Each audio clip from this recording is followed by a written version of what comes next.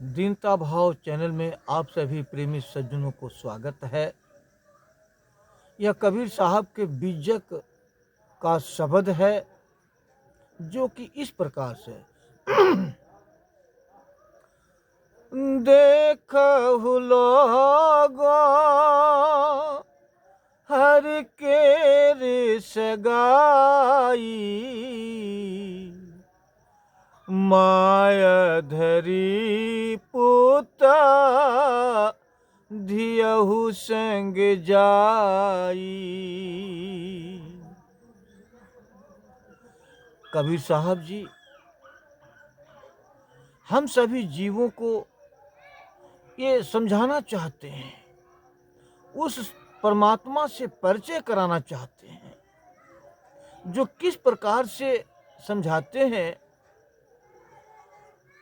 कि हे संसार के लोगों, उस कुल मालिक ने अपने इच्छा अनुसार संसार की रचना किया, जो संतों महात्माओं से लीला कहा, नाटक खेलने का एक स्टेज किया कहा।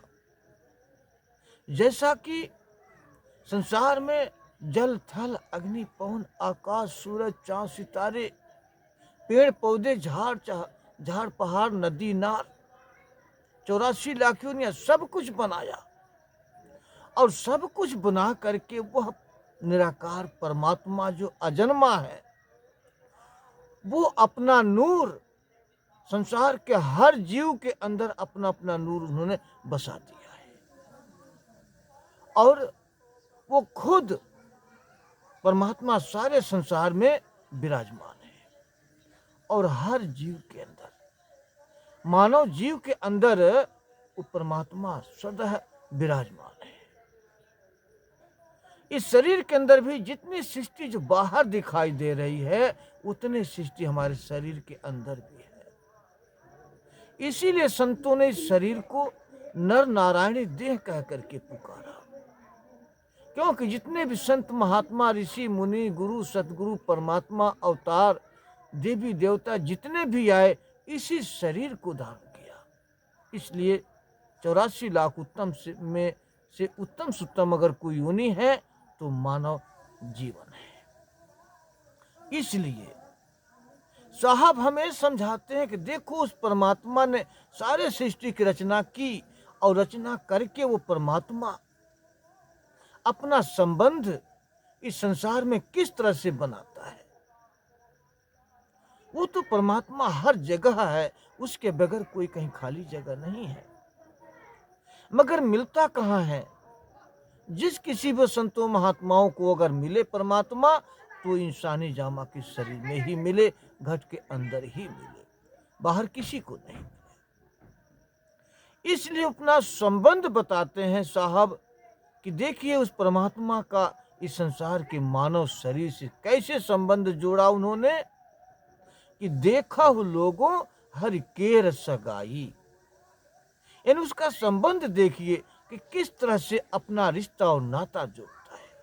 संसार के जीवों का रिश्ता तो शरीर के नाते से है, कि हर एक शरीर का दूसरा शरीर या पारिवारिक संबंध है, या सामाजिक संबंध है, या अपने माता पिता भाई बहन का संबंध है, जो कि हर व्यक्ति अपने अपने रिश्ते से बंधा हुआ है। प्रेम का रिश्ता हर एक जीव से लगा हुआ है। उसी तरह से अपने प्रेम कैसे जताते हैं आत्मा के साथ, इस शरीर के साथ। तो संतों ने इस शरीर को माता कहा। उस परमात्मा ने इस शरीर के साथ कैसा संबंध बनाया कि जो शरीर का जो ऊपरी सिरा है, जिसे घट कहा, उल्टा कुआं कहा, शरीर को उल्टा कुआं कहा, सिर को उल्टा कहा कुआं कहा, जो कि इसी घट के अंदर परमात्मा का निवास है। इसमें इसी को चौथा लोक सचखंड इस शरीर में ही है, जो ऊपरी सिरा पर सचखंड इसे कहते हैं। परमात्मा अपने सतलोक में विराजमान है, मगर उस परमात्मा की अंश आत्मा 9 द्वारों में कैद है। आत्मा नीचे की 9 द्वारों में है और परमात्मा अपने देश सतलोक में है। आत्मा परमात्मा के बीच में पर्दा क्या है? वो मन का पर्दा है, मन का भ्रम है। इसलिए अब यहाँ पर साहब ने शरीर को माता ठहराया और इसी शरीर के अंदर परमात्मा सतलोक में बैठा हुआ है। मगर जो परमात्मा के अंश जो आत्मा है वो नीचे, आंखों से नीचे पूरे सृष्टि में फैली हुई है। अब इस फैले हुई सूरत को, आत्मा को पूत कहा। और ये पूत माया धरी पुत धियहु संग जाई। शरीर से संबंध परमात्मा का है अपने घर में, मगर पूत जो आत्मा है इसका पूरे शरीर से संबंध है। और जो बाहरी, क्योंकि माया 2 प्रकार की है, एक शारीरिक माया और एक बाहरी पदार्थ की माया। तो शरीर में बैठकर ये आत्मा, इसे पूत कहा गया। ये पूत जो है बाहरी पदार्थों से अपना संबंध जोड़ के रखता है कि बाहरी पदार्थों को पाने के लिए जो इसके अंदर बैठा हुआ जो मन है वो संसार के सारे पदार्थों का रस लेने वाला एक रसिया है। ये इंद्रियों को लज्जत का आशिक है। जो मन संसारिक माया से प्रेम करता है, क्यों कि मन और माया एक ही चीज है। मन माया की कोठरी है, मन और माया का रिश्ता भाई बहन का है। इसलिए साहब ने लिखा बीजक में कि मन माया की कोठरी, तन संशय का कोट, विषहर मंत्र माने नहीं, काल सर्प का चोट। साहब कहते हैं कि ये मन जो है माया की कोठरी, मन से ही वो माया प्रकट होती है, यानी मन से ही इच्छा प्रबल होती है। और ये तन जो है ये एक संशय भ्रम का कोट है।